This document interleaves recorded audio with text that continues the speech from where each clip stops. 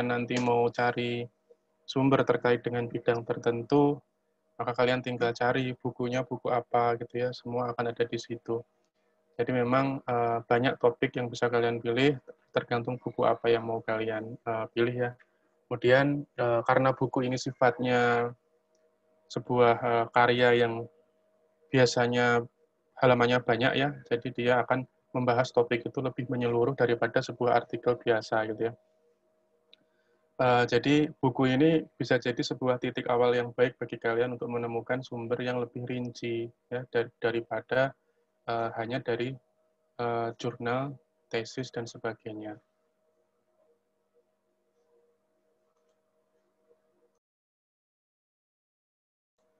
Lalu kemudian apa sih kelemahannya? Jadi karena buku ini adalah sesuatu yang dibikin tahun tertentu atau mungkin pada masa tertentu, maka tentu saja dia kurang begitu mutakhir, kurang begitu update gitu ya. Sementara kalau jurnal itu tentu sangat penting bagi kalian sebagai sumber referensi, baik itu jurnal akademik maupun jurnal profesional, dan umumnya karena dia sudah melalui proses peer review, artinya artikel tersebut sudah diperiksa dengan cermat oleh para ahli dalam bidang-bidang tersebut gitu ya. Jadi ketika dia sudah dipublikasikan, artinya dia sudah melalui sebuah review yang cukup mendalam dari seorang ahli, sehingga sumber yang sangat valid. Nah, artikel ini jurnalnya ada dua macam terkait dengan review artikel dan juga research artikel. Jadi kalau yang review artikel nanti itu jurnal yang dia hanya meringkas temuan sebelumnya. Jadi dia sifatnya hanya memberitahu pembaca tentang keadaan atau penelitian yang sudah dilakukan atau yang belum dilakukan. Nah, ini review ini sangat berguna untuk memberikan gambaran umum bagi kalian terkait dengan penelitian di area tersebut. Sementara kalau yang research artikel, tentu ini adalah sebuah laporan dari sebuah penelitian yang empiris. Jadi dia menggambarkan semua menyeluruh ya, satu atau beberapa penelitian, itu dia gambarkan mulai dari latar belakang, kemudian tentang literatur gitu ya, kemudian tujuannya apa, metodenya apa, dan hasilnya seperti apa. Nah, itu di research artikel. Jadi jurnal ada beberapa, ada yang review, ada yang research. Nah, kemudian untuk yang artikel terkait dengan profesional, tadi saya bilang di awal bahwa jurnal bisa akademik, bisa jurnal profesional. Nah, ini tentu profesional dalam artian adalah sebuah dunia praktisi ya. Jadi ketika ada sebuah jurnal terkait dengan fakta, data, atau perkembangan di bidang tertentu itu tentunya adalah sebuah hasil dari penelitian yang sifatnya profesional, seorang praktisi yang dia memahami atau dia menjalani dunia itu sehingga dia bisa memberikan fakta, data, dan perkembangan. Seperti itu. Oke, kemudian tesis. Jadi tesis ini sebenarnya ini istilah di luar negeri itu kalau tesis itu buat PhD. Jadi kalau kalian S3 itu menulis tesis. Tapi kalau di kita doktor itu karyanya itu berupa disertasi. Nah, kalau tesis ini memang ada yang dipublikasikan, ada yang tidak gitu ya. Tapi kalau memang kalian bisa mendapatkan hasil tesis PhD atau tesis doktoral dari luar negeri atau dari Indonesia, maka kalian bisa kemudian melihat tujuan pustakanya ya, tinjauan pustakanya ya.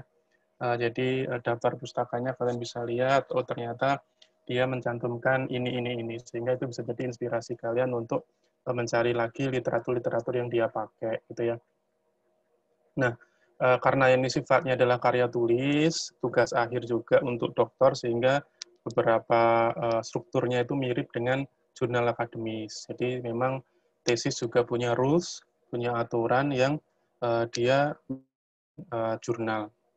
Nah, kemudian ada conference proceeding, ini adalah sebuah penelitian yang belum dipublikasikan gitu ya. Jadi dia masih berupa karya awal, dia belum ada konferensinya, belum ada pembahasannya, sehingga ini cenderung lebih mutakhir, lebih up to date karena dia baru saja dibuat, kemudian belum terlalu lama ya. Nah, ini sangat berharga kalau kita mau meneliti terkait area atau topik atau bidang yang ingin kita kita cari tahu sebenarnya kabar terbaru apa sih yang saat ini sedang diteliti oleh orang-orang di bidang ini gitu ya.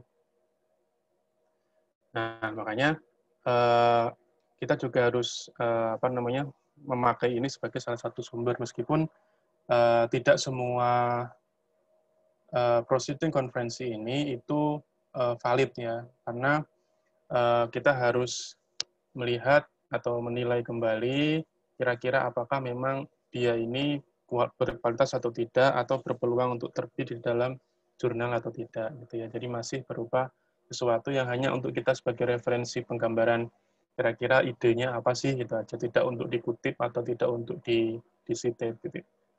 Nah, ada juga laporan, reports ya. Laporan ini bisa jadi dibikin oleh instansi pemerintah, misal laporan tahunan Kementerian Keuangan atau laporan tahunan DJP gitu ya. Kemudian juga bisa dibikin oleh perusahaan gitu ya, misalnya PT eh, PT Pertamina Persero gitu ya, atau mungkin PT yang lain gitu. Jadi dia mencoba untuk menggambarkan kondisi perusahaan atau kondisi organisasinya dia, apa saja capaiannya gitu ya. Biasanya kan kalau perusahaan atau instansi pemerintah itu ingin melaporkan capaiannya, prestasinya itu kan dia akan menunjukkan data-data gitu ya. Kemudian juga bisa menunjukkan kira-kira indikator dia itu dia ambil dari mana. Misal indikator keberhasilan perusahaan adalah return on investment-nya sekian, ROI-nya sekian, atau ROE-nya sekian. Nah, itu kan pasti dia mengambil sebuah teori. Nah, kemudian ada juga koran ya, newspapers. Ini jelas dia menyediakan informasi yang terkini ya, yang paling update. Jadi kita juga harus sadar meskipun koran itu jadi sumber yang cukup baik, tapi kita harus sadar bahwa yang namanya newspaper itu tidak selalu tidak memihak. Jadi kalau kita bilang ringkasnya adalah kadang-kadang opininya tidak netral gitu ya. Jadi kita harus hati-hati karena jangan-jangan apa yang kita kutip dari koran itu sebenarnya hanya sebuah opini yang dia mencoba untuk menggiring ke arah tertentu gitu. Kemudian internet tentu ini penting karena saat ini informasi yang dapat kita temukan di internet sangat besar ya. Kita dapat mencari buku, jurnal, artikel gitu ya, hal-hal lain yang dipublikasikan. Dan juga kita juga bahkan bisa kemudian mengambil surat kabar, majalah gitu ya. Itu juga sangat besar ya.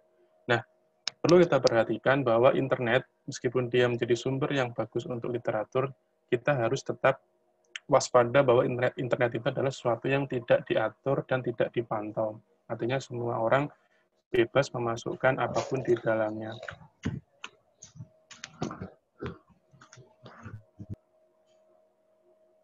Oke. Nah, kemudian internet ini juga pengembangannya murah dan mudah gitu, jadi semua orang bisa. Makanya sebenarnya dia memberikan tantangan bagi kita terkait dengan masalah keandalan dan juga masalah kegunaan gitu ya. Apakah informasi dari internet itu adalah informasi yang handal atau apakah dia berguna bagi kita? Nah, itu adalah hal yang perlu kita perhatikan gitu ya. Nah, internet ini juga kalau kita mau lihat secara positif gitu ya, secara sudut pandang yang positif, tentu kita juga bisa kemudian masuk ke dalam beberapa informasi yang ada dalam website dari kampus-kampus gitu ya, universitas gitu. Misal baik universitas dalam negeri maupun universitas di luar negeri gitu ya. Misal di University of California, Berkeley, ya itu bisa kalian ambil dari websitenya mereka gitu ya. Atau mungkin kalian bisa menggunakan mesin pencari seperti Google gitu ya. Google juga punya Google Scholar gitu ya, yang bisa kalian akses meskipun nanti di Google Scholar itu untuk bisa mendownload jurnal kalian membutuhkan akun berbayar misalnya. Tapi kalau kalian memang butuh tertarik untuk melakukan penelitian, kemudian ingin kemudian mencari jurnal, silakan kalian daftar ke Perpustakaan Nasional, itu sangat membantu kalian gitu ya. Nah, kemudian tentu saja yang namanya internet kita bisa juga mencari artikel-artikel yang justru berisiko bagi kita untuk melakukan plagiarisme gitu ya. Jadi kalian menemukan sebuah penelitian misalnya atau artikel yang bahasanya menurut kalian bagus, cocok jika dimasukkan, terus kalian copy paste ke dalamnya, itu juga risiko adanya plagiarisme. Tapi tentu kalian harus hati-hati ya. Oke, sampai saat ini yang baru masuk 26 orang, 3 lainnya kemana? 25 orang, 26 ya, 26. Yang lainnya belum masuk ya? Ada kendala? Masih mencoba dihubungi, Pak. Oke, oke. Nah, kita masuk ke perencanaan. Jadi, ketika kita melakukan sebuah perencanaan, itu fungsinya apa? Fungsinya agar kita tetap dalam track ya. Jadi kita jangan sampai tidak ada perencanaan, dalam benak kalian hanya ada, saya pengen meneliti ini, kata kuncinya ini. Kalian cari semua kata kuncinya, kalian download semua jurnalnya, kalian copy semua teorinya, tapi ternyata itu banyak yang tidak berguna. Jadi kalian harus melakukan sebuah perencanaan. Hati-hati dengan informasi yang terlalu banyak, yang overload. Itu sangat sudah menghabiskan waktu kalian, dan juga itu nanti bisa membuat kalian bingung gitu ya, mau yang mana sih yang dimasukkan. Walhasil nanti akhirnya literatur review kalian hanya sifatnya adalah sebuah kumpulan dari teori-teori yang mungkin kurang begitu relevan gitu. Nah, strategi pencarian, nah itu tentu kalian setelah nanti ada perencanaan mau nyari apa, sebatas apa ya, kemudian kalian bikin strateginya. Pertama tentu kalian memperhatikan parameter pencariannya apa gitu ya. Misal bahasanya kalian mau cari yang bahasa Inggris, kemudian subjeknya, bidangnya kalian mau cari yang teks, kemudian kalian cari sektor bisnis apa, dan seterusnya. Jadi ketika kalian mencari sebuah jurnal, kalian tentu harus punya strategi apa-apa yang harus kalian filter. Nah, kemudian kalian juga harus merencanakan kira-kira istilah apa yang harus kalian pakai untuk pencarian gitu ya. Ini penting sekali agar kalian bisa mendapatkan literatur yang relevan gitu ya. Nah, jadi kalau kita tarik ke belakang bahwa yang namanya istilah pencarian ini, kata-kata yang ingin kalian cari dalam perpustakaan atau di dalam Google Scholar itu adalah istilah yang menjadi dasar yang kemudian menjelaskan pertanyaan dan tujuan penelitian kita, gitu ya. Nah, biasanya kalian mendapatkan tema apa namanya istilah-istilah ini itu bisa melalui diskusi atau melalui brainstorming atau bacaan awal atau melalui relevance tree. Jadi di sini ada contoh sebuah pohon ya, sebuah pohon. Nah, ini adalah pohon relevansi.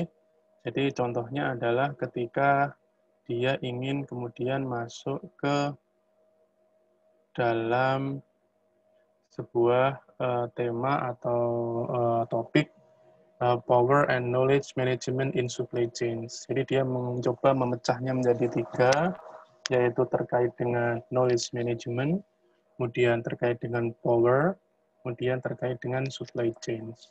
Nah, dari masing-masing kata itu, masing-masing istilah itu, kemudian dia pecah lagi ke bawah, ada tentang knowledge integration, kemudian ke knowledge bla bla bla gitu ya.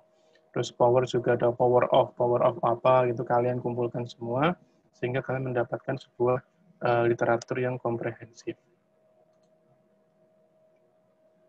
Nah, pencarian literatur itu bisa kalian dapatkan dari online database atau mesin pencari seperti Google Scholar yang tadi saya katakan. Kemudian ada juga dari daftar referensi atau jurnal yang kita baca di buku. Kemudian kita juga bisa cari di perpustakaan dan pencarian online secara umum, gitu ya. Jadi beberapa kampus biasanya dia berlangganan online database. Saya nggak tahu apakah PKN STAN punya gitu ya. Punya nggak PKN STAN? Online database untuk jurnal gitu. Ada yang tahu? Kalau saya tetap merekomendasikan kalian untuk daftar ke Perpustakaan Nasional. Di sana kalian bisa mencari jurnal yang lumayan banyak dan valid gitu ya. Oke, kemudian pencarian. Nah, ini tentu kalian sudah sangat mahir ya melakukan pencarian gitu ya.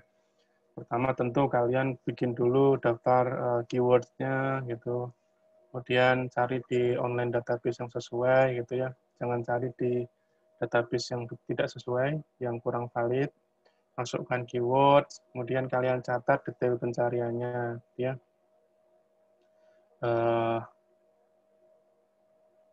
Kalian catat itu juga termasuk, maksudnya adalah kalian simpan juga linknya gitu ya. Jangan sampai linknya tuh hilang. Jadi kalau kalian nanti suatu ketika mencari lagi, kalian dengan mudah bisa masuk, atau kalian bookmark juga boleh. Asalkan yang kalian bookmark yang benar-benar yang penting aja, yang relevan aja. Kalau tidak nanti semuanya ke bookmark, kalian have a lot of bookmark gitu ya, yang tidak penting.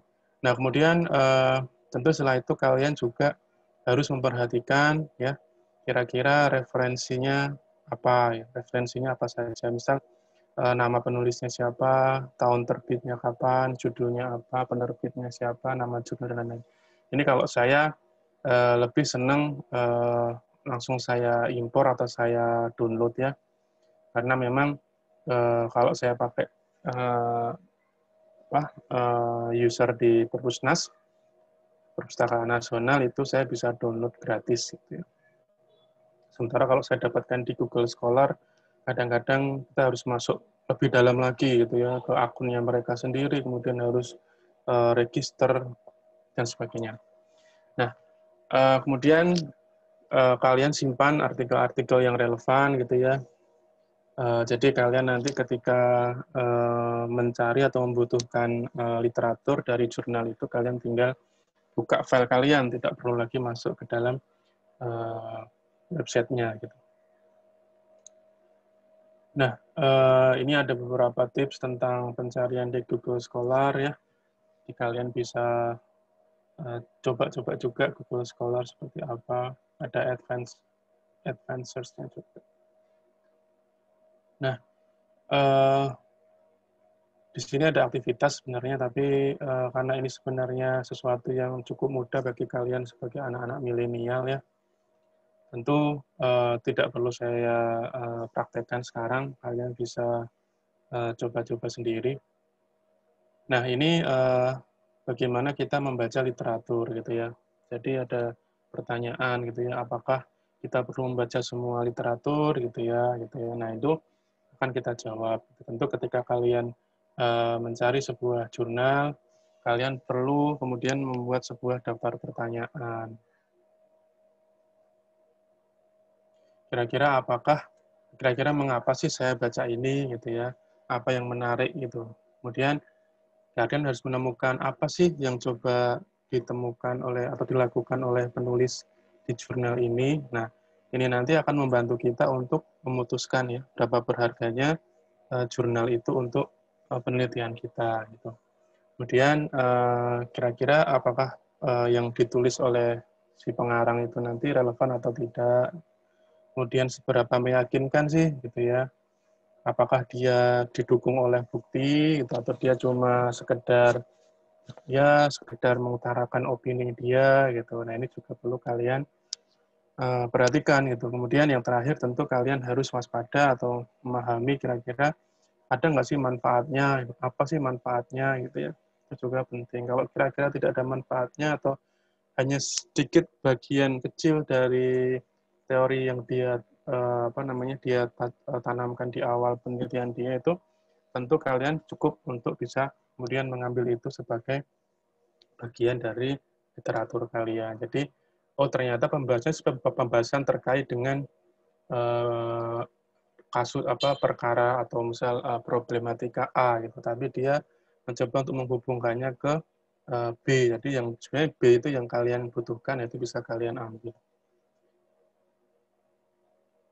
Oke, kemudian kita bisa mengevaluasi literatur gitu ya. Nah, tentu setelah kita kemudian mengumpulkan literatur, gitu ya, kita harus kemudian mencari apakah itu relevan dengan pertanyaan dan tujuan kita.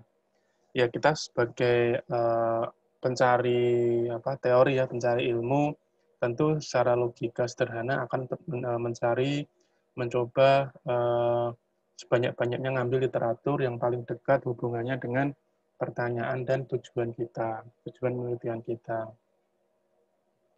Nah, tentu untuk pertanyaan-pertanyaan atau topik yang kalian angkat yang ternyata itu ada di area yang masih baru gitu ya, yang belum banyak diteliti oleh orang, kemungkinan kalian tidak akan begitu banyak mendapatkan literatur, gitu. Sehingga kalian mungkin akan melakukan sebuah ulasan yang lebih umum atau lebih luas. Gitu. Sementara itu untuk pertanyaan penelitian yang sudah dilakukan bertahun-tahun gitu ya, maka kita bisa mendapatkan banyak literatur, dan tentu kita harus fokus kepada literatur yang punya hubungan dekat dengan pertanyaan dan tujuan kita. Sebaiknya kita membuat catatan ya tentang relevansi dari literatur tersebut. Saat kita baca itu kita catatan, oh ini relevansinya di sini, kemudian alasannya kita ambil di sini. Gitu ya. Nah, kemudian terkait dengan nilai atau value. Nah, ketika kita ingin mengevaluasi nilai dari sebuah literatur, kita bisa membuat sebuah pertanyaan, gitu ya. Misalnya, apakah jurnal ini sudah melalui proses review sebelum dipublikasikan, gitu ya. Apakah item yang ada di dalamnya itu bias, gitu. Misal, argumennya tidak logis, atau hanya memilih kasus-kasus yang mendukung poin atau opini yang sedang dia buat, gitu ya. Nah, ketika memang ternyata bias gitu ya, tapi kita masih bisa menggunakannya ketika dia relevan dengan tinjauan pustaka kita. Caranya bagaimana? Kita harus mencoba untuk mencari tahu apakah ada metodologi yang terlewat. Gitu. Misalnya apakah pemilihan sampelnya tidak sesuai, atau pengumpulan datanya kurang, dan lain sebagainya. Nah, yang terakhir terkait dengan sufficiency. Nah, apakah sudah cukup? Apakah yang sudah kita kumpulkan sudah cukup atau tidak gitu ya? Nah, tentu kita tidak mungkin membaca semua literatur ya. Namun kita perlu yakin bahwa tinjauan pustaka kita itu membahas penelitian yang dilakukan, yang tentu saja juga relevan. Nah, satu tanda bahwa kita sudah mencapai sebuah sufficiency itu adalah ketika pencarian lebih lanjut itu memberikan sebuah referensi ke item yang telah kita baca. Artinya, ya sudah, berarti yang kita temukan hanya itu-itu saja ya. Itu-itu saja. Artinya itu kalian sudah cukup mendapatkan informasi. Nah, tentu kalian juga perlu mengkonsultasikan dengan dosen pembimbing ya mengenai apakah literatur kalian itu cukup atau tidak, baik dari segi kualitas maupun dari segi kuantitas. Oke, kemudian catatan ya. Catatan ini kita harus mulai dari mulai dari beberapa hal yang bisa kalian nilai sebagai hal yang punya kontribusi terhadap pertanyaan dan tujuan kita. Jadi, ketika kalian merasa bahwa ini penting atau sesuai, gitu ya, ada kontribusinya, maka kita buat catatan. Bisa kalian pakai copy paste gitu ya. Nah, membuat catatan ini pentingnya apa? Membantu kita memikirkan ide dalam literatur yang terkait dengan penelitian kita, gitu ya. Kira-kira bagaimana sih idenya? Gitu. Dan saya sarankan segala macam bentuk catatan yang kalian gunakan atau sebuah proses ketika kalian membentuk sebuah ide atau kemudian mencari literatur, kalian harus simpan. Siapa tahu kalian butuhkan untuk nanti diteliti oleh dosping kalian. Sebenarnya kalau kalian, katakanlah kalian menulis sebuah proposal gitu ya, yang dibaca oleh dosping kalian adalah proposal yang kalian tulis misalnya. Kemudian ketika kalian diminta untuk menjelaskan dari mana sih asal ide ini, kemudian kalian kesulitan, kalian bisa kemudian membaca kembali catatan kalian gitu ya. Jadi ketika kalian kemudian membuat catatan, maka itu bisa jadi informasi yang penting untuk mengingat kembali, oh ternyata dulu ide itu muncul karena ini, gitu ya. Nah, saat kalian bikin catatan, itu kalian bisa hanya menyalin teksnya, hanya menyalin teks yang diperlukan, atau bisa kemudian mencari menyalin semuanya, gitu ya. Nah, ketika kalian menyalin semuanya, maka kalian harus kemudian memastikan bahwa kalian menggunakan kutipan yang benar, kemudian kalian juga menulis nomor halamannya, gitu ya. Ketika itu kalian nanti akan kemudian menghindari plagiarisme. Itu ketika kalian penting mencatat. Karena ketika kalian tidak mencatat, nanti bisa jadi itu kalian lupa, kemudian kalian tidak menemukannya lagi, gitu ya. Nah, itu perlu kalian waspadai.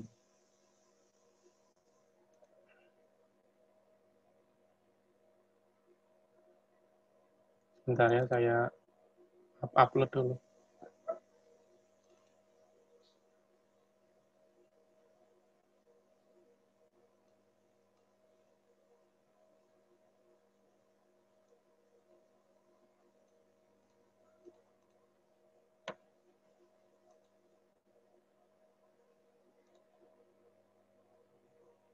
Sudah masuk semua ya? 29 orang, oke. Saya absen dulu sebentar.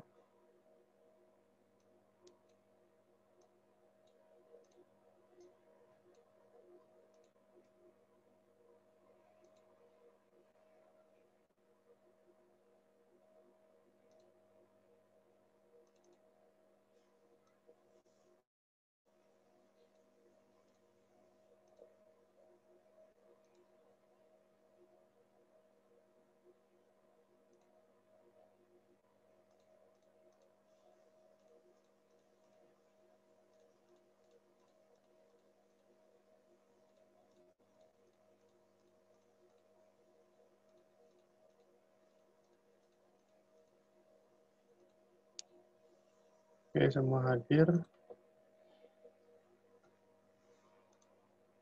Oke, kita lanjutkan. Jadi, pentingnya catatan adalah kalian nanti agar tidak kehilangan arah ya. Arah di sini artinya ketika kalian mau menulis literatur yang kalian kutip di tinjauan pustaka, ternyata hilang, gitu kan. Nambah-nambahin kerjaan, gitu ya. Nah, kemudian ini tips untuk note taking. Jadi di buku Saunders itu diberikan tips ya, meskipun memang tips ini tidak semuanya kemudian bisa dilakukan oleh kalian, artinya tergantung selera ya. Pertama ini terkait dengan highlighter ya, stabilo, itu kalian ternyata diminta untuk tidak menggunakan stabilo, itu misal kayak gitu. Tentu ini tidak bisa dilakukan, tidak bisa cocok untuk semua orang, tergantung kalian mau pakai yang mana. Bisa kalian baca gitu ya, kalian bisa bikin catatan gitu ya, kemudian mencoba untuk bikin simbol-simbol tertentu yang mungkin kalian jadikan tanda gitu ya. Nah, ini bisa kalian baca sendiri. Nah, kemudian ketika note taking pun kita juga harus mencatat kira-kira detail bibliografinya seperti apa, kemudian ringkasan singkat dari kontennya apa, dan informasi tambahannya apa. Bibliografi tahu ya? Biografi apa? Ada yang tidak tahu?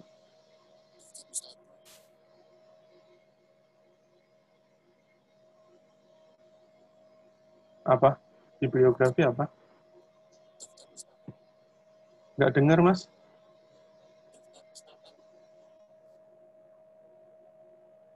Tidak terdengar suaranya. Mas Malik. Tahu kan, Pak? Ah, ya. Oke. Nah, kita lanjut ke, nah ini contoh bibliografi details ya.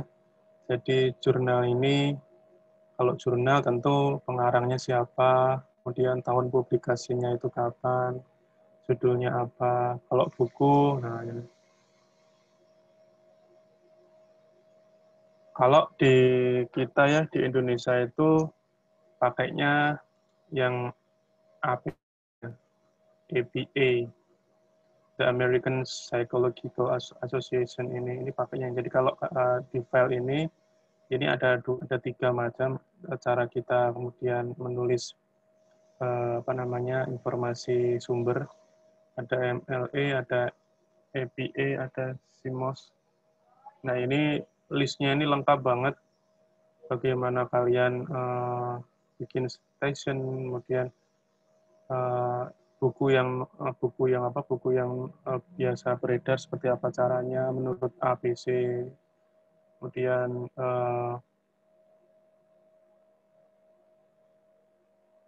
majalah seperti apa, koran seperti apa, website seperti apa, ya.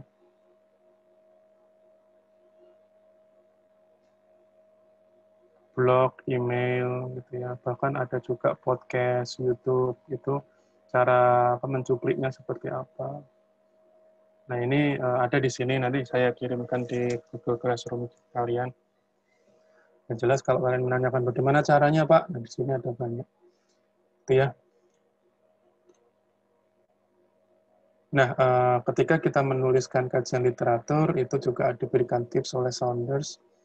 Jadi, ketika kalian sudah punya draft literatur review, kalian tanyakan nih, pertanyaan ini ya, apakah judulnya sudah clear, gitu ya, kemudian apakah dia sudah fokus pada penelitian kita, gitu ya. Kemudian apakah kalian sudah menjelaskan dengan jelas kira-kira bagaimana kalian mencari literaturnya, kemudian kriteria apa saja yang kalian gunakan, gitu. Itu harus kalian cantumkan dalam draft kalian. Seterusnya, kalian bisa baca beberapa bagaimana kalian mengevaluasi draft kalian. Nah, kemudian terkait dengan isinya, kontennya, gitu ya, tentu isinya adalah teori utama dari penelitian kalian, itu yang paling relevan dan paling penting, itu yang terkait dengan pertanyaan dan juga tujuan. Hal-hal selain itu kalian keluarkan ya, jadi jangan terlalu banyak memasukkan teori-teori yang tidak relevan. Nah, kemudian isinya juga harus literatur yang paling terkini, gitu ya, yang paling update. Gitu. Kenapa yang paling update? Ya karena ketika kalian tahu itu update, maka berarti penelitian kalian itu penelitian yang bagus. Gitu. Kalian sudah menemukan informasi-informasi yang memang kalian butuhkan.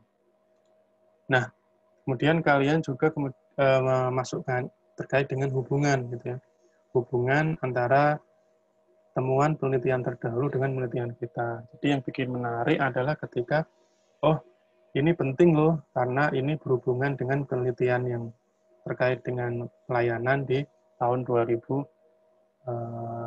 misalnya. 2005 itu saat dimana kantor pajak belum modern, gitu ya. Kantor pajak mulai modern tahun 2007, itu setelah Undang-Undang KUP, gitu ya. Nah, ini ada atau tidak, nah itu kalian juga masukkan dalam isi dari literatur review.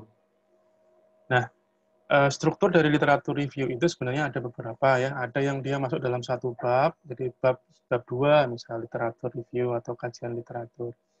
Ada juga yang dia masuk dalam beberapa bab gitu ya. Misalnya dalam sebuah proyek penelitian yang besar gitu ya.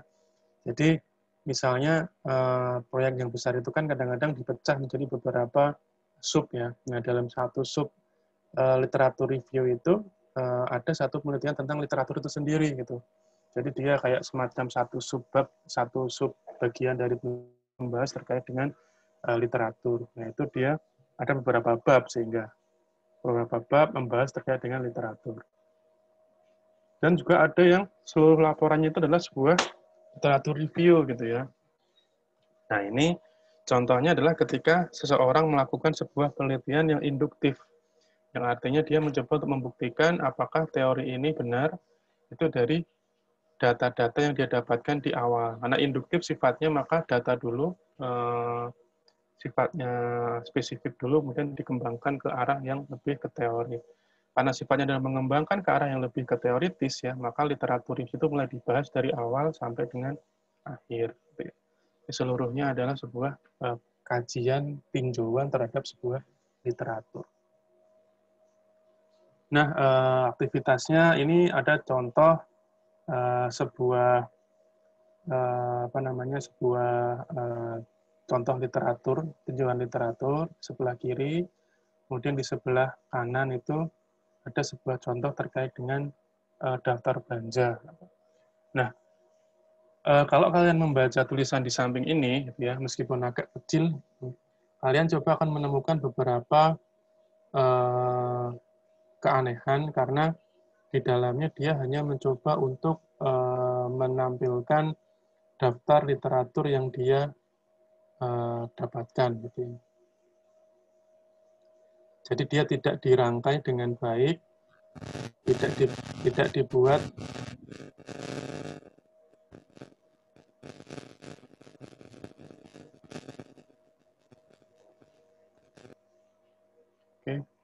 dia tidak dibuat mengalir menjelaskan terkait dengan relevansi dengan penelitian sebelumnya dan sebagainya. Jadi ini hanya seperti berbelanja, seperti list gitu ya.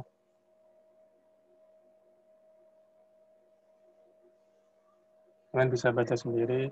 Nah, ini adalah contoh revisinya gitu. Jadi di sini dia mencoba untuk membuat sebuah rangkaian dari satu kalimat ke kalimat yang lain gitu ya. Jadi ketika kita bilang lebih lanjut, kemudian hal ini didukung gitu ya. Nah, ini contoh bagaimana kemudian dia merangkaikan literatur yang ada menjadi sebuah ide, gagasan, sebuah argumen gitu ya. Jadi nanti kalian bisa baca sendiri kira-kira sebenarnya perbedaan antara slide ini dengan slide ini itu apa. Oke, kemudian strukturnya seperti apa? Nah, di sini tentu ketika kalian membuat sebuah tinjauan pustaka, kalian akan sebuah masalah yang umum terjadi, yaitu peneliti menjelaskan apa yang ditulis oleh masing-masing penulis sebelumnya satu demi satu, penulis satu setelah penulis yang lainnya, gitu ya. Jadi cuma sempat membuat sebuah list gitu saja. Ini ngomong begini, ini ngomong begini, si A ngomong ini, si B ngomong ini. Itu aja kalian tulis, kalian tulis terus gitu ya, gitu aja sih. Tapi sebenarnya hal yang lebih bagus ketika kalian membuat sebuah literatur review yang lebih kritis gitu. Artinya kalian menggunakan pendekatan tematik dan kalian membandingkan para penulis yang ada sehingga seolah-olah mereka sedang berdiskusi dalam sebuah meja gitu ya. Nah, gambarnya ada di atas itu ya, kanan atas ada 4 penulis ya, 4 jurnal gitu ya, 1 2 3 4, kemudian ada teams yang ada 1 2 3 4 5, ada 5 teams. Kemudian masing-masing tentu mempunyai ide ya. Ide gagasan tentang tema-tema tadi. Si A itu punya gagasan terkait tema 1 2 3 4 5. B seperti itu juga, C begitu, D seperti itu. Nah, tentu kalian harus kemudian membuat sebuah paper yang mencoba untuk membandingkan atau mendiskusikan pandangan dari tiap-tiap authors, tiap-tiap penulis ya. Jadi tidak sekedar kalian membuat sebuah list daftar belanja gitu ya, sebuah daftar kalian tulis durutan gitu, itu tidak akan bagus. Kan harus bikin sebuah paragraf, sebuah bab yang dia lebih ke arah membandingkan atau membahas argumen dari tiap-tiap penulis gitu ya. Seperti itu. Jadi kemudian nanti arahnya akan lebih cenderung kepada diskusi atau bercerita, pengembangan ide. Nah, strukturnya bagaimana gitu ya? Tentu tidak ada satu struktur yang baku gitu ya. Kalian perlu bayangkan bahwa ketika nanti menulis sebuah literatur, tidak hanya literatur, menulis sebuah paragraf pun kalian harus kemudian memahami bagaimana menulis yang baik. Di kalimat pertama, kalian harus mulai dari sesuatu hal yang bersifat umum gitu ya. Jadi Kita bayangkan kita kayak nulis sebuah paragraf, tentu yang namanya paragraf itu adalah kumpulan kalimat gitu ya. Jangan kemudian kalian membuat paragraf tapi intinya cuma ada satu kalimat, itu namanya bukan paragraf. Paragraf itu beberapa kalimat. Nah, paragraf pertama yang umum dulu gitu ya. Umum dulu kalian tulis sebelum masuk ke yang lebih rinci. Nah, kemudian masuk ke kedua, kalian bikin sebuah gambaran singkat tentang ide atau tema yang kalian angkat.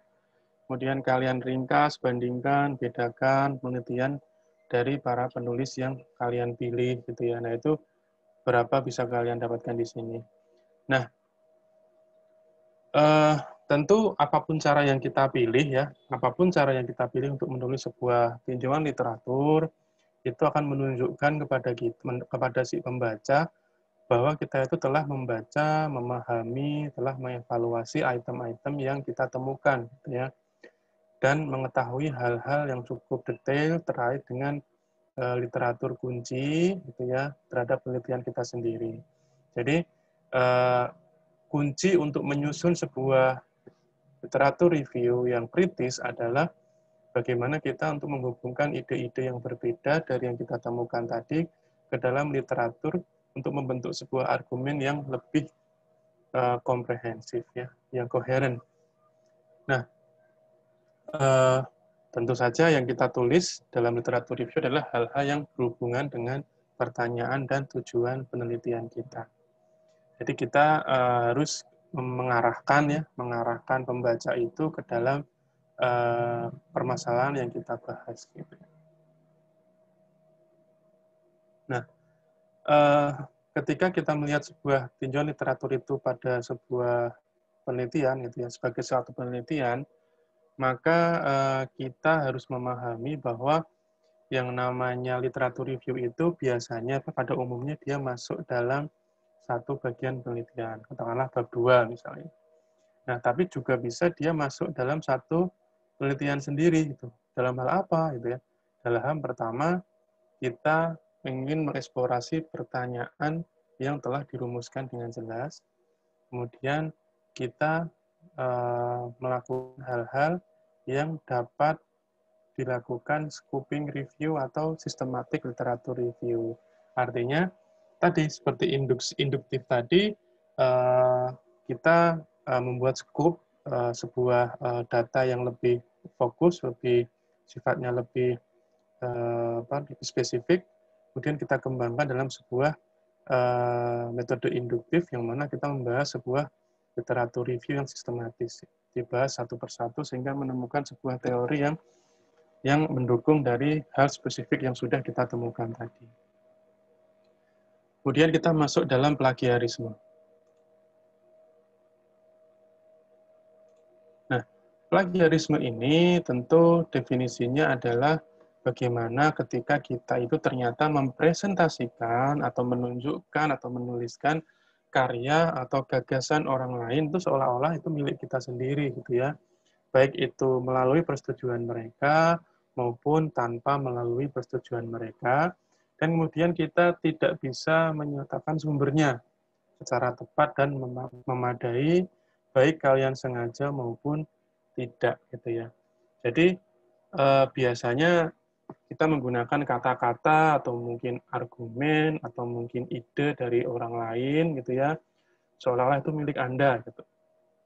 Nah, even though meskipun itu dilakukan ketika kalian punya niat yang baik gitu ya, wah saya niatkan ini agar bisa lebih dikenal orang misalnya, atau mungkin hal yang lain, itu juga termasuk plagiarisme. Atau mungkin juga karena kalian ceroboh, kalian tidak teliti. Jika kalian mencatat, kalian lupa mencatat sumbernya, gitu ya. Kalian masukkan saja, sekalian kalian lupa, gitu ya. Atau mungkin kalian tidak tahu, gitu. Kalian ambil kata-kata dari internet, misalnya, kemudian kalian masukkan ke dalam karya kalian. Kalian nggak tahu kok ternyata si internet tadi itu, artikel dalam internet tadi itu ternyata mengambil dari karya yang lain, gitu ya. Jadi kalian harus benar-benar hati-hati terkait dengan plagiarisme. Nah, jenis-jenisnya apa saja? Nah, jenisnya adalah Pertama, kalian mengutip karya orang lain, gitu ya, kata demi kata, tanpa menulis sumber referensinya. Kemudian yang kedua, kalian memotong, menempel teks, atau mungkin diagram, atau tabel, atau materi lain dari internet tanpa menulis sumbernya. Kemudian kalian membuat sebuah parafrase karya orang lain dengan mengubah beberapa kata, urutan, atau kalian ubah dari aktif menjadi pasif, gitu ya, tanpa menulis sumbernya juga. Kemudian kalian juga membuat sebuah kolaborasi dengan orang lain, ya, tapi kalian tidak memberikan pengakuan atas bantuan yang kalian terima. Kemudian kalian merujuk sumber yang tidak akurat, ya, baik dalam teks maupun dalam daftar literatur. Nah, ini sering terjadi ketika kalian kemudian katakanlah berpura-pura ya. Kalau di 5.12 sih nggak pernah ada kata pura-pura ya, semuanya serius. Nah, itu misalnya siswa atau mahasiswa berpura-pura untuk membaca sumber yang asli, padahal ternyata sebenarnya dia hanya mengambil dari jurnal yang lain.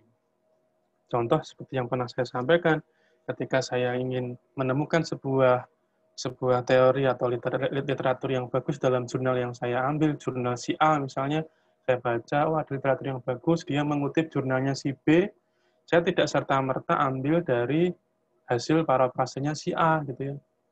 Itu akan fatal, nanti maknanya akan berubah. Makanya saya kemudian lari ke jurnal aslinya si B, untuk kemudian mencari tahu sebenarnya si B ini ngomong apa sih, kemudian yang dia propose apa sih, nah itu bisa saya ambil.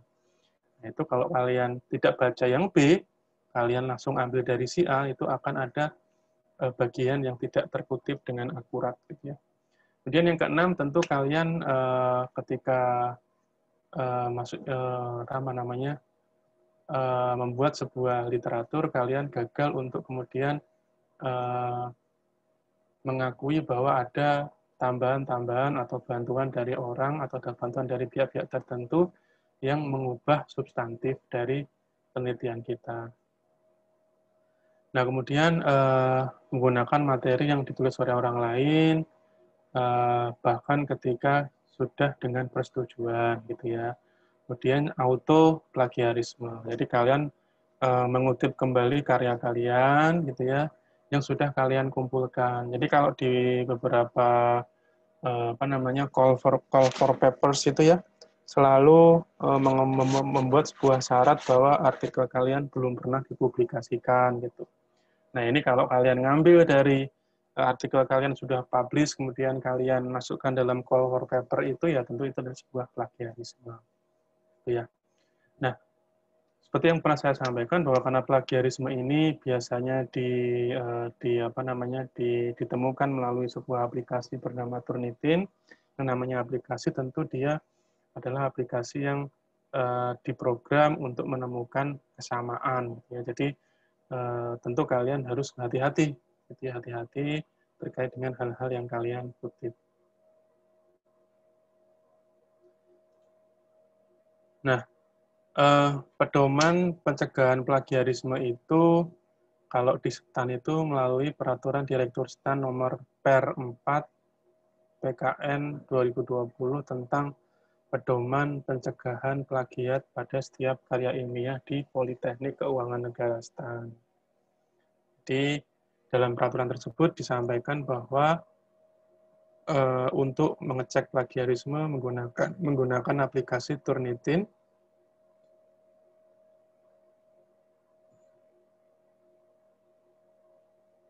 Jadi ini hanya untuk membuat pengecekan tingkat kesamaan atau similarity.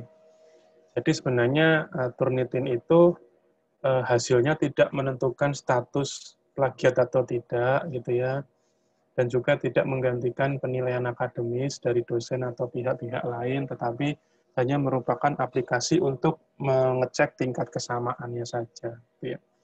Nah, karena ini untuk mengecek, maka tentu ketika kalian sudah lulus uji Turnitin, itu tentu kalian akan mendapatkan, setidaknya kalian lega, kalian sudah lolos untuk uji plagiarisme, yang nanti kemudian masuk ke dalam uji yang lain, gitu ya. Karena biasanya dosen pun akan kemudian menggunakan ini sebagai indikator bahwa kalian melakukan plagiarisme atau tidak. Oke, kemudian ini referencing ya.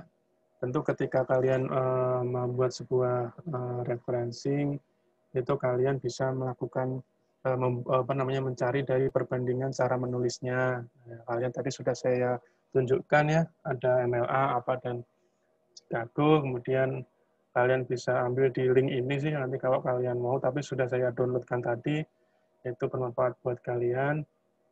Terus yang penting kalian konsisten ya, kalau kalian pakai apa ya pakai apa, kalau pakai MLA, jangan pindah-pindah, nanti akan menyulitkan Turnitin. Kemudian ini contoh untuk melakukan referensinya ya, tadi ini banyak sekali, mulai dari email,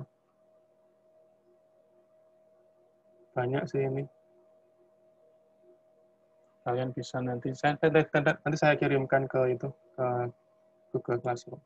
Oke, untuk materi literatur review sudah cukup sampai di sini. Kalau ada yang mau bertanya, silakan teman-teman.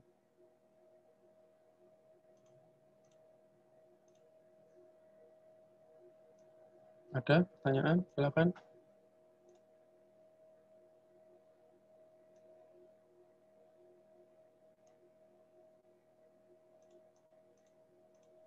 Belum ada sepertinya, Pak. Belum ada ya. Masih fokus kan ya?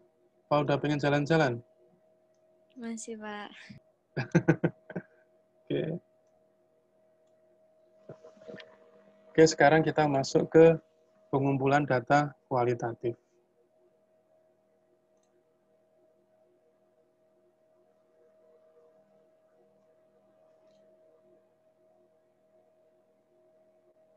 Kita masuk ke jenis data. Jadi karena kita membahas terkait dengan pengumpulan data, maka kita awali dengan membahas jenis-jenis data yang bisa kita kumpulkan. Nah, ada dua jenis data utama, yaitu data primer dan data sekunder. Ya, data primer dan data sekunder. Nah, data primer itu adalah data yang dikumpulkan secara langsung dari jadi langsung kita ambil dari sumbernya. Tekniknya apa saja? Tekniknya bisa dengan wawancara, bisa dengan observasi, dan juga visual methods. Apa itu visual methods? Biasanya itu hal-hal yang bisa kita lihat berupa gambar, foto itu ya yang kita dapatkan mungkin melalui proses wawancara gitu ya. Nah, ini data primer. Kemudian data sekunder. Data sekunder tentu adalah data yang kita kumpulkan dari sumber lain, yaitu sumber yang kemudian itu adalah data yang sudah dikumpulkan oleh orang lain yang tujuannya bukan untuk penelitian kita. Ya. Dia mengumpulkannya untuk tujuan yang lain, gitu ya. Dia kumpulkan, kemudian dia masukkan ke dalam database, gitu. Kita menemukan itu, gitu. Terus kita ambil, kita pakai. Nah, itu adalah data sekunder, gitu ya. Jadi dia sudah tersedia, sudah ada, dan tidak perlu dikumpulkan lagi. Nah, biasanya data sekunder ini bentuknya ada macam-macam gitu ya.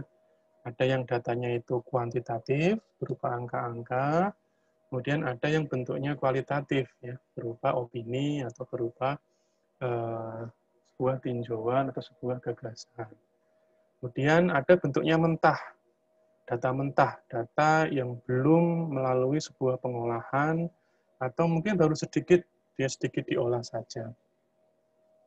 Kemudian ada juga data yang compiled, data yang sudah tercompiled, sudah dikompilasi, sudah diringkas, sudah diseleksi gitu ya. Jadi sudah tidak terlalu mentah gitu, sudah dikumpulkan di masing-masing jenis data misalnya. Kemudian ada data terstruktur, structured data. Nah, ini data yang sudah diatur dalam sebuah format yang mudah diproses. Misalnya, data ini sudah kalian dapatkan dalam bentuk Excel misalnya.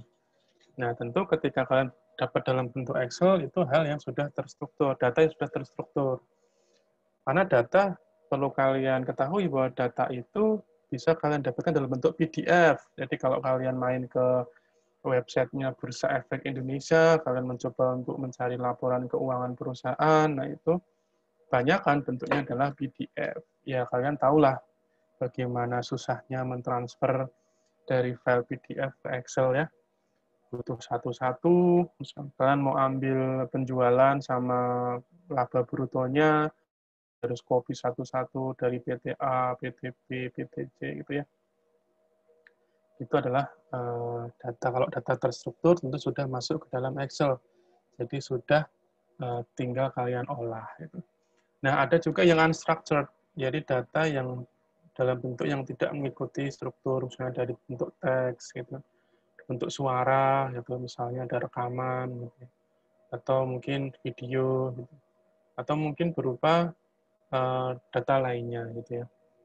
Nah, banyak data sekunder itu saat ini tersedia dalam bentuk data yang sudah digabung-gabungkan dengan data lain, gitu ya. Jadi data itu sifatnya data yang tergabungkan. Misalnya kalian mau nyari data penjualan ya, kode data yang kalian dapatkan ini akan data kumpulan, ada penjualan, ada harga pokok penjualan, ada laba kotor, ada beban-beban biaya-biaya yang lain, itu campur aduk di situ gitu ya.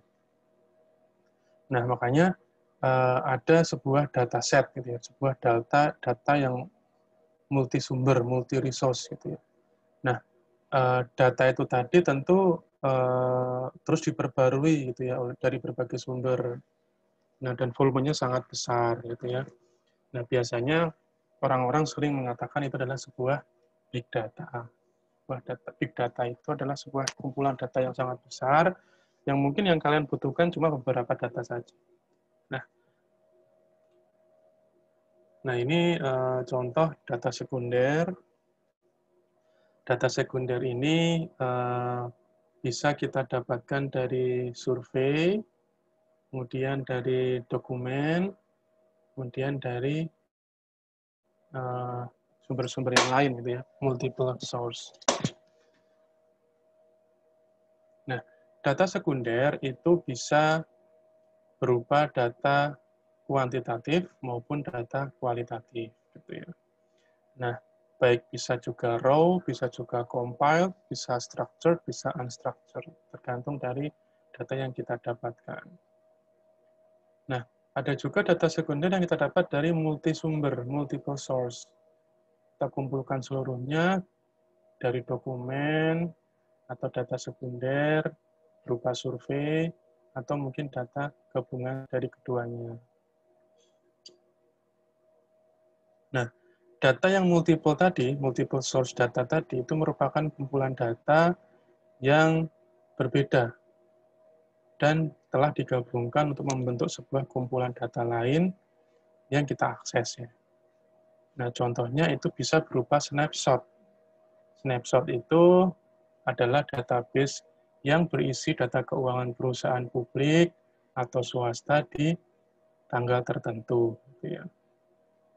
Atau mungkin juga bentuknya adalah sebuah data longitudinal misalnya. Jadi data yang diekstrak, kemudian digabungkan dengan sejumlah data snapshot lain atau survei lain, ya, dan diulang dari waktu ke waktu.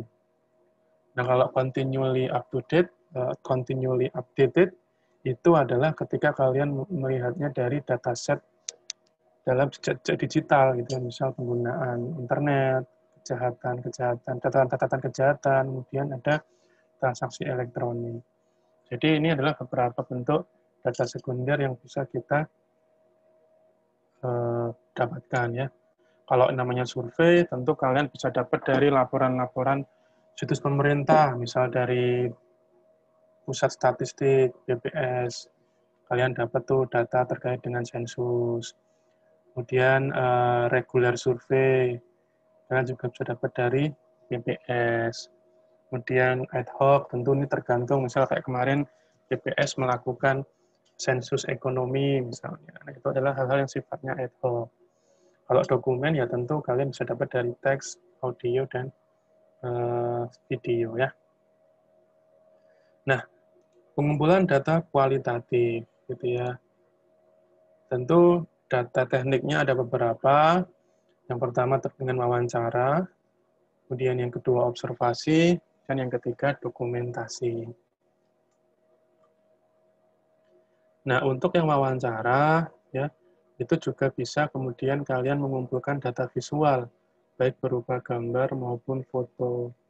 Ya, gampang ya, zaman sekarang kalian bisa minta izin, Pak, Bu, saya boleh minta itu gambar atau minta data yang Bapak Ibu punya, atau mungkin kalian minta izin, Pak, Bu, boleh saya ambil videonya, dan sebagainya. Ini ada wawancara, ada observasi untuk yang primer, untuk yang sekunder, dokumentasi biasa. Kita masuk yang pertama dulu, interview atau wawancara ya. Nah, wawancara ini ada 3 ya. Untuk yang kuantitatif itu hanya menggunakan yang namanya structured interviews, sementara yang kualitatif dia bisa menggunakan semi-structured interviews dan juga in-depth interviews.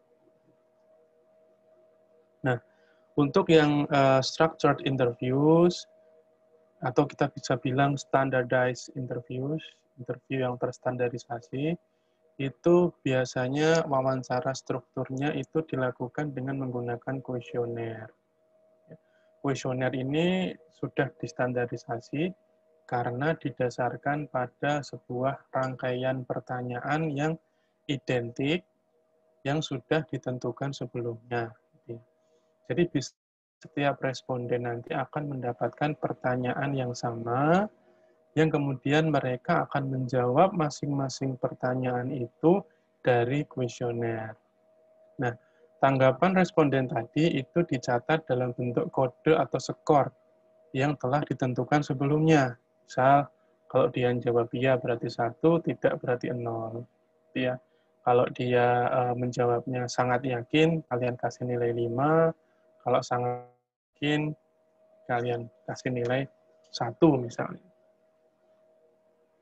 Nah, wawancara terstruktur ini ya, itu digunakan untuk mengumpulkan data kuantitatif, sehingga biasanya dia disebut untuk sebagai wawancara penelitian kuantitatif. Kemudian yang kedua terkait dengan wawancara semi terstruktur. Wawancara semi terstruktur ini adalah wawancara yang sifatnya non-standar. Nah, biasanya ketika melakukan wawancara ini, si peneliti memulainya dengan daftar tema. Jadi bukan daftar pertanyaan, tetapi daftar tema yang telah ditentukan sebelumnya, dan ada beberapa pertanyaan yang dia cantumkan hanya sebagai kunci dari tema-tema tersebut untuk memandu pelaksanaan wawancara. Ya. Nah, ketika kita menggunakan daftar tema itu, cara-caranya sudah ditentukan. Jadi, tergantung dari asumsi filosofis kita. Misal, kita ingin menggunakan pendekatan yang lebih terstruktur dan konsisten, tapi kita menggunakan wawancara semi terstruktur, maka kita harus membuat sebuah sistematika yang bagus untuk mengeksplorasi setiap tema. Jadi, peserta nanti akan menjawab sesuai dengan tema yang kita tanyakan, gitu ya. Dan ini nanti memungkinkan kita untuk membandingkan tanggapan dari masing-masing peserta. Gitu ya. Misal, kita mengadopsi sebuah pendekatan interpretism ya, sebuah pendekatan subjektivism gitu ya. Nah, tentu ini adalah tergantung pada subjek dari responden kita atau partisipan kita. Nah, ketika kita membuat daftar tema, gitu ya, kemudian kita menanyakannya kepada si partisipan, tentu nanti kita akan lebih fleksibel membaca tanggapan dari masing-masing peserta, gitu ya. Nah, dalam hal ini tentu urutan pertanyaannya juga berbeda-beda, gitu ya, tergantung dari aliran percakapan atau data yang disampaikan oleh si partisipan. Jadi selama dia masih dalam track tema kita, mau dimulai dari B dulu baru ke C, ke E, ke G, itu terserah si partisipan. Nah, peneliti juga bisa berperan dia mencoba untuk menghilangkan tema tertentu atau mengubah pertanyaan dalam wawancara tertentu dengan memperhatikan konteks atau karakteristik yang ditemukan oleh peneliti dalam wawancara, gitu ya. Atau bisa juga kalian kemudian membuat sebuah pertanyaan baru yang muncul ketika kalian melakukan wawancara. Jadi tidak ada pertanyaan baku ya, kalian bisa mengurangi, bisa menambahkan, tergantung dari respon atau tanggapan dari masing-masing peserta. Tentu kalau kalian menemukan tanggapan yang menarik, kalian bisa eksplor lebih dalam. Kalian tambahkan pertanyaannya. Nah, tentu ketika kalian melakukan sebuah wawancara, kalian dapat merekam secara audio dengan persetujuan dari si peserta. Atau mungkin dicatat ya, kalau memang peserta tidak berkenan untuk direkam, kalian bisa minta izin untuk dicatat, sehingga kalian mendapatkan dokumentasi. Nah, sekarang kita masuk ke in-depth interview. In-depth ini hampir sama seperti semi-terstruktur tadi, semi-structured tadi. Ini juga merupakan sebuah wawancara yang sifatnya non-standar dan sifatnya adalah kualitatif. Nah, wawancara mendalam ini ya, in-depth interview ini digunakan untuk mengeksplorasi area dengan lebih mendalam. Ya. Jadi tidak menggunakan tema atau pertanyaan yang sudah disusun untuk memandu jalannya wawancara, tetapi sifatnya eksploratif ya, sepenuhnya eksploratif. Jadi pertanyaan yang muncul pun itu nanti muncul karena menanggapi jawaban dari si partisipan gitu ya. Jadi karena hal itulah maka sebenarnya wawancara in-depth interview ini masuk disebut juga sebagai wawancara yang tidak terstruktur atau unstructured interviews. Jadi kalau kalian mendapatkan sebuah istilah in-depth interview gitu ya, maka kalian harus kemudian nyambung bahwa itu adalah sebuah interview yang tidak terstruktur, yang ya ngobrol biasa saja gitu ya, tidak ada list atau daftar pertanyaan yang sudah ditentukan. Nah, alih-alih memulai dengan tema atau pertanyaan yang telah ditentukan, si peneliti yang menggunakan metode ini, menggunakan jenis interview ini itu akan tertarik untuk mengetahui kira-kira tema mana yang muncul dari data yang mereka kumpulkan dari partisipan gitu. Jadi mereka akan menemukan sebuah tema itu dari jawaban-jawaban si partisipan gitu ya. Jadi mungkin nanti peneliti tidak akan memulainya dari sebuah tema, tetapi dia sudah memiliki ide tentang topik, peristiwa, pengalaman, atau aspek yang ingin dieksplorasi dari si partisipan tadi. Jadi meskipun dia tidak punya tema, tapi dia sudah membawa sebuah ide atau topik terkait dengan wawancara yang ingin dia eksplorasi dari si partisipan tadi. Itu ya.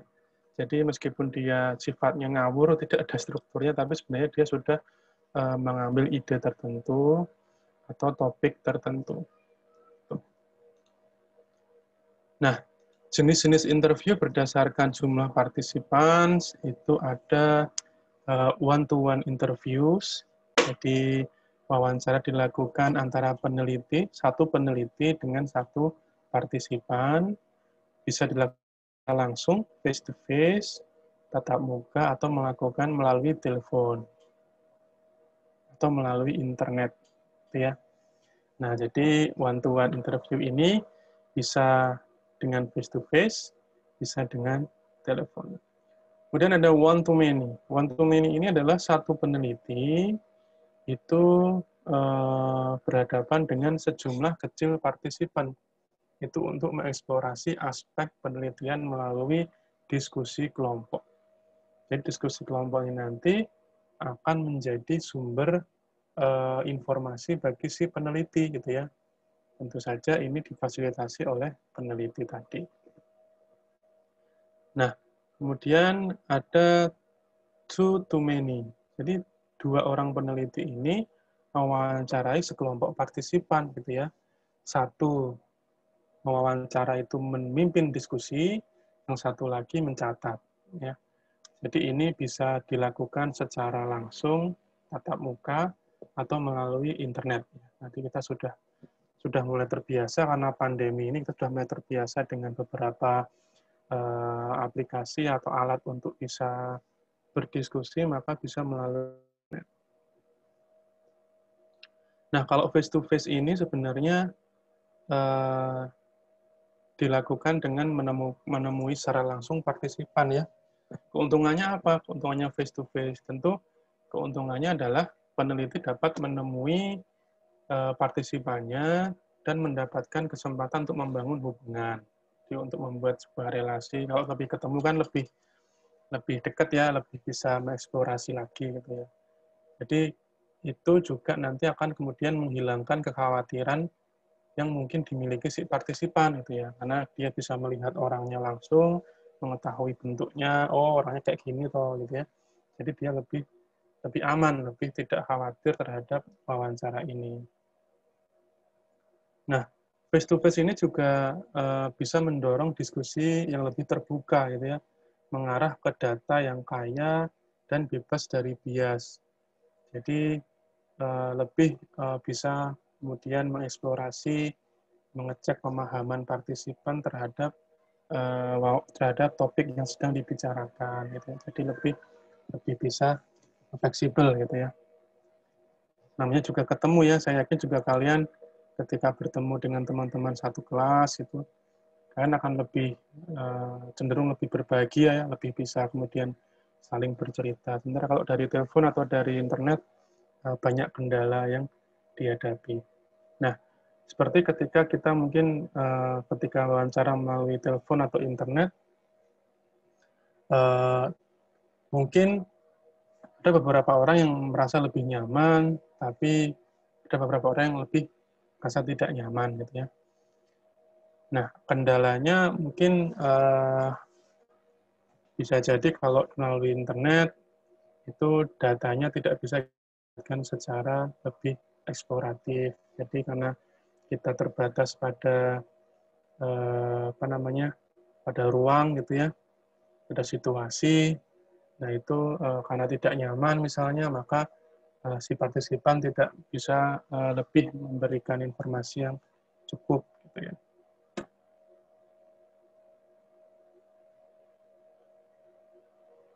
Nah kalau yang wawancara kelompok ya, group interviews itu dapat dilakukan dalam bentuk one to many atau two to many. Jadi intinya ada kelompok.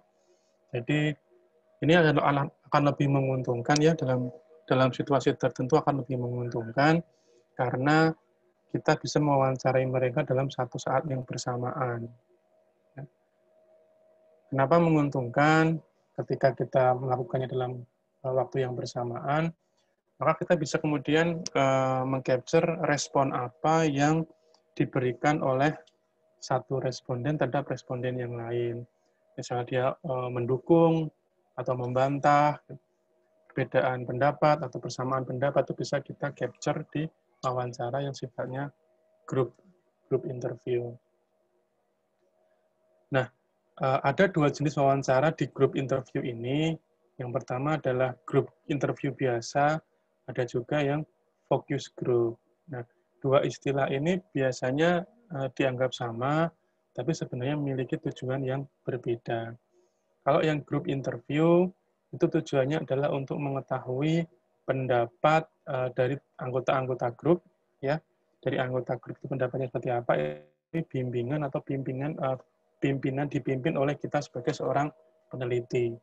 Sementara fokus group ini lebih kepada kita mengetahui bagaimana si kelompok itu tadi mereka mendiskusikan sebuah tema atau sebuah ide, tapi kita hanya mengamati dari luar, gitu ya. Kita lihat, kita amati bagi mereka berdiskusi sesuai dengan tema yang sudah kita berikan tanpa kita pimpin, tanpa kita beri bimbingan. Silakan kalian diskusi isunya ini, silakan kalian utarakan ide kalian. Nah itu nanti mereka akan kemudian berdiskusi sendiri. Nah, kemudian visual interviews ini berkaitan dengan penggunaan gambar visual ya. Gambar visual itu dalam hal ini kita berikan mereka gambar, apa pendapat kalian terkait dengan gambar ini, misal kita ingin meneliti terkait dengan pajak gitu ya, terus kita foto sebuah kantor pajak gitu, kita tanyakan pada mereka apa yang ada di benak Bapak Ibu sekalian ketika Bapak Ibu melihat gambar ini gitu. Apa kesan yang pertama kali Bapak Ibu bisa dapatkan dari gambar ini, misalnya seperti itu. Di visual interviews ini juga memberikan peluang bagi kita untuk mengeksplor pandangan orang lain terhadap sebuah isu, sebuah permasalahan. Oke, nah ini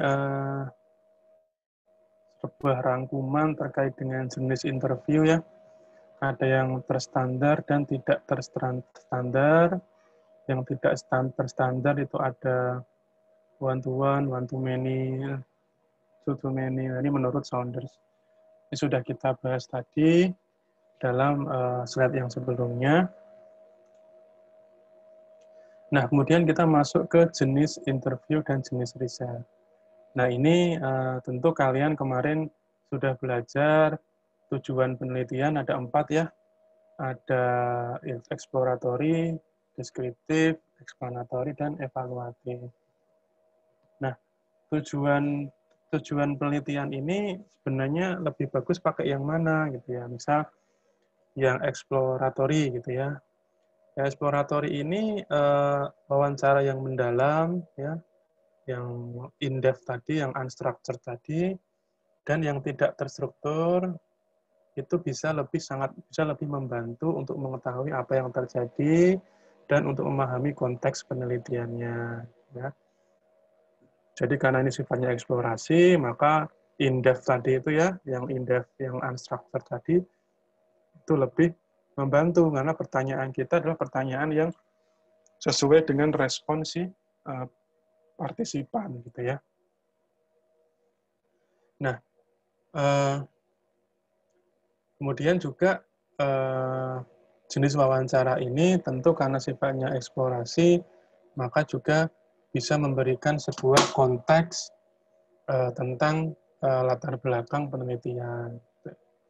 Kemudian juga bisa membantu dalam jenis penelitian yang induktif ya. Nah, sifatnya eksplorasi, kita bisa lebih ke arah yang lebih umum. Nah, untuk yang tujuan deskriptif gitu ya, karena ini adalah sifatnya deskriptif, memberikan sebuah gambaran yang lengkap, tentu saja yang structured itu lebih membantu, ya, lebih penting.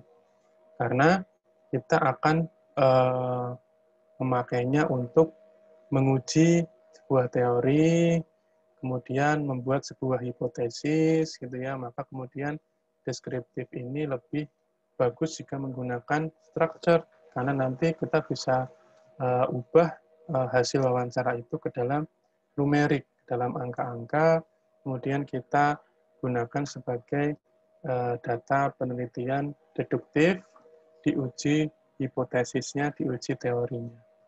Kemudian yang explanatory, gitu ya, ini karena kita explanatory ingin menguji hubungan antar variabel, ya, mencari penjelasan, maka kita bisa dibantu untuk yang menggunakan structure dan semi-structure.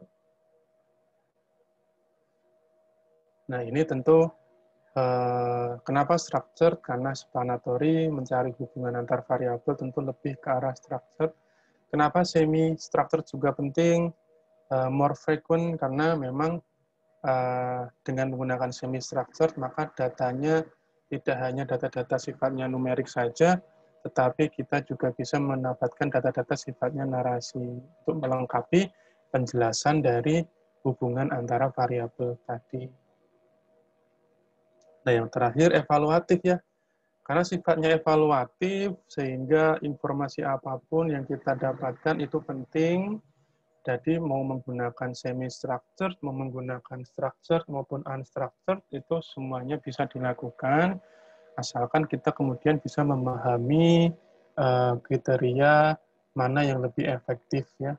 Apakah mau menggunakan yang semi-structured, structured atau yang unstructured. Jadi ini punya pertimbangan tersendiri, meskipun kebanyakan menggunakan semi-structured, sama seperti explanatory tadi, karena dengan semi-structured ini, informasi yang didapatkan lebih lengkap, bisa dalam bentuk angka maupun narasi. Nah, ketika kita melakukan sebuah interview, tentu kita lebih baik menggunakan pertanyaan yang sifatnya terbuka. Apa itu pertanyaan terbuka? Yaitu pertanyaan yang memicu jawaban yang sifatnya memang narasi atau pendapat, ide, gagasan, bukan jawaban berupa ya atau tidak. Gitu ya. Jadi kalau kalian sebuah pertanyaan itu pakailah pertanyaan terbuka, karena dengan begitu kalian akan menghasilkan sebuah tanggapan yang lebih dalam, yang lebih rinci terkait dengan pengalaman mereka, kemudian pendapat mereka, atau sudut pandang mereka, perasaannya seperti apa, dan pengetahuannya apa. Dan ini sifatnya adalah sebuah narasi, sehingga adalah kutipan kata-kata. Nah, pelaksanaannya bagaimana, gitu ya.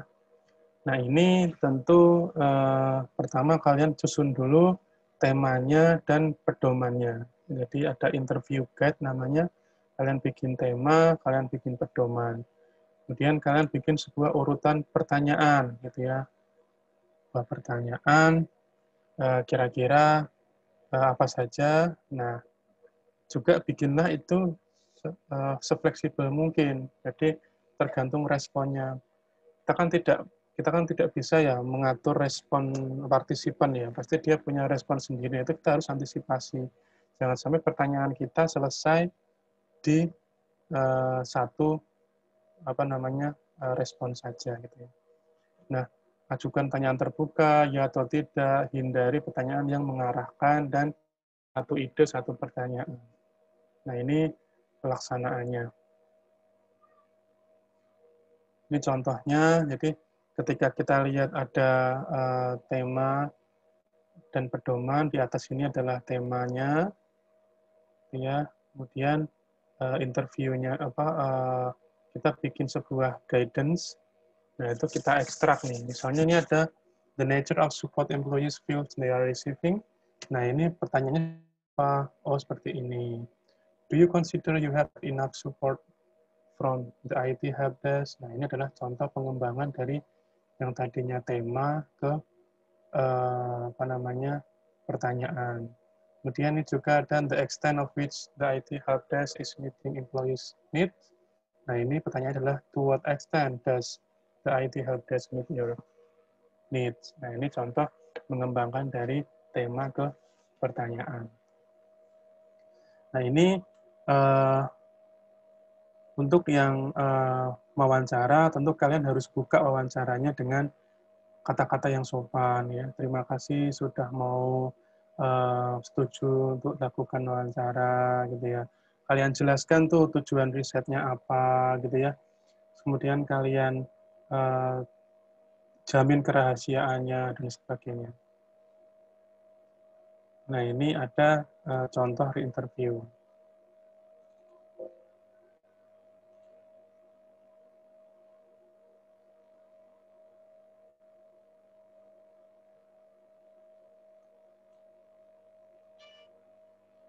Bentar.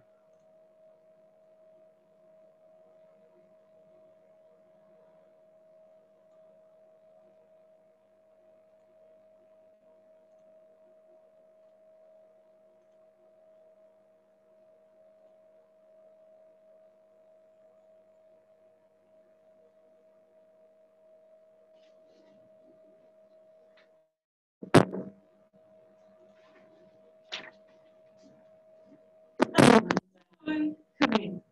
Come in.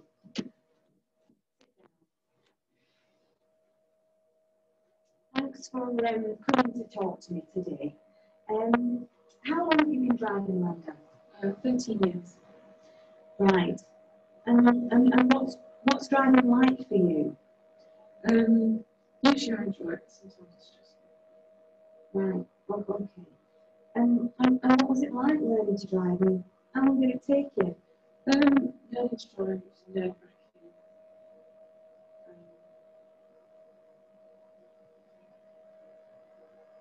And was it stressful then taking the test? Yeah, it was stressful. It was really nervous. Okay, thanks for. Oke, kalian harusnya bisa mengkritisi ya, apa sih kesalahan-kesalahan yang dilakukan oleh si pewawancara. Ada yang mau menyampaikan kesalahannya apa saja?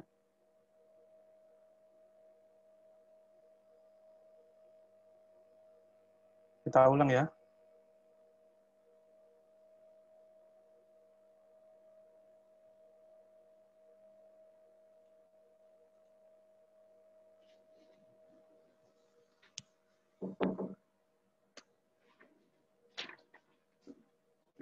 Hello, Amanda. Hi. Come in. Come in. Sit down. Thanks for coming to talk to me today. How long have you been driving, Amanda? 13 years. Right. And what's driving like for you? Usually I enjoy it, but sometimes it's stressful. Right. Oh, okay. And what was it like learning to drive? And how long did it take you? Learning to drive was nerve-wracking.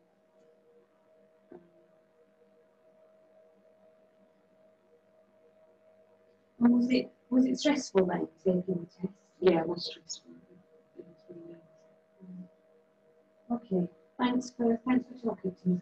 Ada yang bisa ngasih pendapat kesalahannya apa aja? Saya Pak, Ya, ngasih pendapat. ya silakan Mas Umar.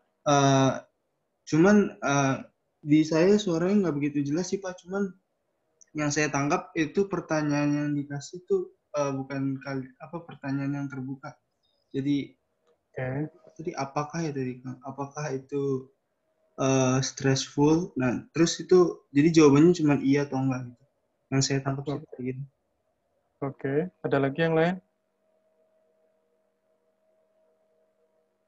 Makasih Mas Umar. Pertama, kalian perhatikan dia tidak menjelaskan dulu ini penelitian apa, maksudnya apa, gitu ya. Terima kasih udah datang, ya sih, cuman ringkas sekali. Kemudian ketika dia bertanya, dia terlalu fokus kepada kertas, gitu ya. Dia tidak melihat si partisipannya, gitu. Kemudian ketika dia mendapatkan jawaban itu tidak dia eksplor lagi, gitu. Tidak dia eksplor lagi, dia langsung pindah ke pertanyaan yang lain gitu ya. Jadi itu jangan kalian lakukan nih. Kalau kalian wawancara, kalian sebisa mungkin bikinlah sesopan mungkin. Kemudian kalau ada pertanyaan yang memang jawabannya masih ringkas-ringkas, kalian harus eksplor lebih dalam lagi gitu ya. Jadi ini ada beberapa kesalahan yang harus kalian hindari. Oke.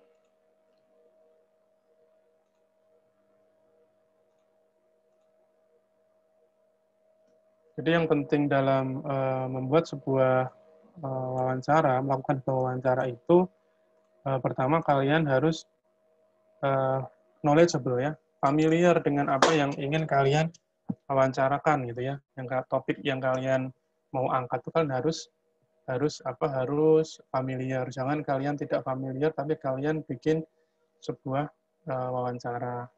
Kemudian strukturnya itu harus ada ya, ada pembukaan, salam, itu terima kasih, terus kalian beritahukan tujuan wawancaranya apa, sekalian tanyakan kira-kira bersedia direkam atau tidak, kemudian apakah bersedia jika datanya itu digunakan nanti untuk penelitian ini, gitu ya. Dan habis itu kalian baru masuk ke inti wawancaranya, gitu ya. Kemudian kalian tutup dengan terima kasih atau dengan apakah ada yang mau ditanyakan terkait dengan wawancara ini gitu ya. Itu perlu kalian sampaikan dalam wawancara gitu ya. Terus kalian juga harus clear pertanyaannya gitu ya. Harus simple, mudah dipahami, singkat, jangan terlalu banyak jargon-jargon yang tidak penting. Kemudian harus gentle. Gentle ini artinya kita harus sabar ya. Memberikan kesempatan kepada partisipan untuk memikirkan dan menyelesaikan jawabannya gitu ya, atau mungkin pertanyaannya. Kemudian juga kalian hargai apabila mungkin partisipan itu butuh jeda. Dia butuh jeda sebentar, jangan memotong, kemudian jangan berpindah ke pertanyaan selanjutnya terlalu cepat. Kemudian kalian juga harus sensitif, dalam artian mendengarkan dengan penuh perhatian atas apa yang dikatakan oleh partisipan. Tunjukkan empati pada mereka, gitu ya. Kemudian open, jadi kalian harus merespon isu-isu yang dikemukakan partisipan itu dengan fleksibel ya. Kalau perlu tanya lagi. Jadi memang untuk membuat mereka nyaman dengan kalian. Kemudian critical ya. Critical itu kritis itu bukan artian kalian terus menyanggah atau berdebat gitu ya. Tapi berkritis itu juga kalian mungkin kemudian menemukan sebuah jawaban yang ambigu gitu ya, yang tidak konsisten, itu harus kalian konfirmasi lagi gitu ya. Kemudian remember itu kalian mengingat jawaban-jawaban sebelumnya dan kemudian kalian hubung-hubungkan dengan diskusi yang kita sedang lakukan. Jadi hindari kalian mempertanyakan satu hal yang sudah dijelaskan oleh si partisipan, gitu ya, itu akan membuat mereka jengkel. Kemudian interpretation maksudnya kalian membuat sebuah klarifikasi maksud dari pernyataan. Jadi misal kalian nanti di akhir wawancara itu kalian bikin sebuah inti dari pembicaraan untuk dikonfirmasi lagi ke yang bersangkutan. Apakah betul Pak yang Bapak maksud seperti ini? Kemudian balance itu tidak berbicara terlalu banyak. Jadi kalian harus imbang dengan si wawancara gitu.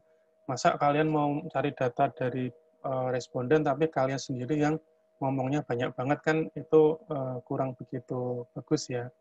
Kemudian ethically sensitive yaitu memperhatikan dimensi etik dari wawancara gitu ya. Jadi etiknya ada etisnya adalah si responden, si partisipan harus tahu tujuan risetnya apa, datanya nanti digunakan untuk apa, dan kerahasiaan datanya digunakan seperti apa, gitu ya. Nah ini adalah contoh-contoh bagaimana kalian harus melakukan hal-hal ini ketika kalian melakukan sebuah wawancara. Baik, teman-teman, sampai di sini dulu untuk materi hari ini. Ada yang mau ditanyakan, silakan.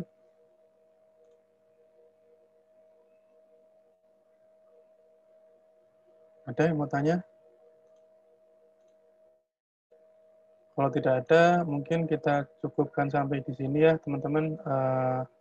Terima kasih atas perhatiannya. Mohon maaf bila ada yang kurang jelas atau ada kata-kata yang kurang berkenan. Selamat hari libur, selamat berlibur. Terima kasih sekali lagi. Selamat siang, selamat pagi. Assalamualaikum warahmatullahi wabarakatuh. Waalaikumsalam warahmatullahi wabarakatuh. Waalaikumsalam warahmatullahi wabarakatuh. Terima kasih, Pak. Terima kasih, Terima kasih, Pak. Terima kasih. Terima kasih, Pak.